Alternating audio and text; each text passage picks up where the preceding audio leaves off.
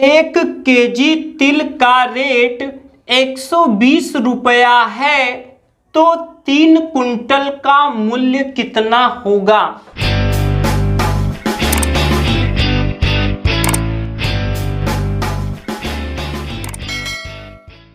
जी हाँ फ्रेंड्स, आज के इस वीडियो में हम लोग किलोग्राम का रेट दिया है तो कुंटल का रेट कैसे निकालेंगे इसको सीखने वाले हैं।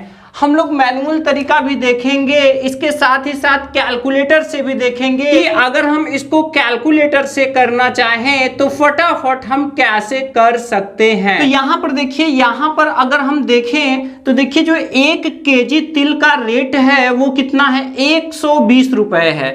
तो देखिए यहाँ पे मैं इसको लिख दे रहा हूं, 1 केजी जो तिल है वो कितने का है, वो है 120 रुपए का।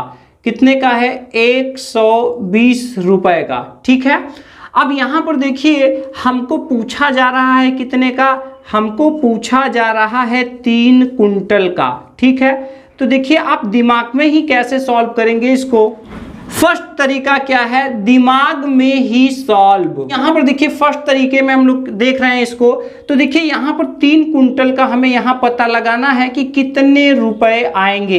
तो अब यहां पर समझने की बात है, देखिए क्या होता है, 1 कुंटल में होते हैं 100 केजी। कितने होते हैं, 1 कुंटल में होते हैं 100 केजी। तो अगर 2 कुंटल में पूछा जाएगा तो 200 केजी, अगर 3 कुंटल में पूछा जाएगा इसका मतलब ये कितने केजी हो गए, 300 केजी हो गए। ठीक है, तो अब देखिए यहाँ पर 1 केजी तिल है। ठीक है, अब 1 केजी तिल कितने का है, 120 रुपए का। तो चलिए मैं यहाँ पर 1 केजी लिख ले रहा हूँ और यहाँ पर 120 लिख ले रहा हूँ। अब देखिए 1 कुंटल कितना होता है, 100 केजी होगा तो 1 कुंटल कहा जाएगा उसको, उस मात्रा को 1 कुंटल कहा जाएगा। तो यहाँ पर देखिए मैंने ऊपर के ही जो चीज़ें दी गई थी उसको मैंने लिखा है 1 केजी और 120 रुपए, और इसको हमें कहाँ करना है, अपने दिमाग में। ठीक है, अब हम क्या करेंगे, दोनों तरफ सिर्फ और सिर्फ हम 0 0 बढ़ा दे रहे हैं। ठीक है, तो ये दिमाग में आसानी से हो सकता है, अपने दिमाग में रखना है। एक तरफ 1 केजी 120 रुपए। ठीक है, तो अगर आप चाहें तो स्टेप बाय स्टेप कर सकते हैं। 0 0 बढ़ाएंगे तो 10 केजी का 1200 होगा और 100 केजी का कितना होगा। अगर आप यहाँ 10 केजी का निकालेंगे तो ये हो जाएंगे कितने, ये 120 के पीछे 0 लग जाएंगे 1200 रुपए, और 1 0 और बढ़ाएंगे तो 100 केजी के हो जाएंगे 12,000 रुपए। अब यही है 1 कुंटल की प्राइस, इसी को क्या बोला जाएगा, 1 कुंटल। ठीक है, ये 1 कुंटल हो गए कितने के, 12,000 रुपए के। अब देखिए जब 1 कुंटल हो गए 12,000 रुपए के तो 2 कुंटल यानी कि 200 केजी कितने के होंगे, तो यहाँ पर जाहिर सी बात है ये हो जाएंगे 24,000 रुपए के। यहाँ पर हमको निकालना है 3 कुंटल का, तो यहाँ देखिए बहुत ही आसानी से निकल जाएगा।